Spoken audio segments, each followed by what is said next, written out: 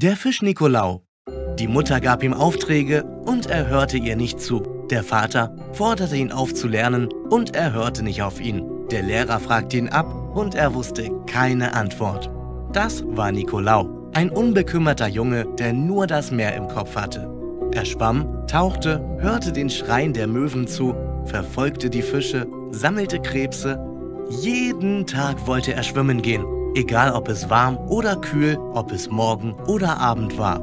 Eines Tages schrie ihn seine Mutter wütend an. »Ach, würdest du doch ein Fisch!« Aber Nikolaus lächelte nur zufrieden. In diesem Augenblick begann eine seltsame Verwandlung. Von der Hüfte abwärts bedeckte sich seine Haut mit Schuppen. Seine Beine verschmolzen zu einem Fischkörper und seine Füße zu einem Schwanz. Seine Ohren nahmen die Gestalt von Flossen an und zwischen den Fingern der Hand wuchs ihm eine feine Haut. Er war zu einem Fischmenschen, einem Meermann geworden.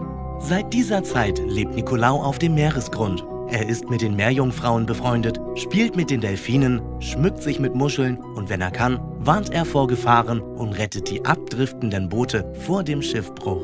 Es heißt, manchmal nähere er sich dem Ufer und setze sich zu den auslaufenden Wellen an den Strand. Wer zuzuhören versteht, dem erzählt er von den Wundern, die sich unter dem blauen Wasser des Meeres verbergen. Seine Stimme ist so flüsternd geworden, dass sie sich im Schaum der Wellen verliert. Spitzt nur gut die Ohren.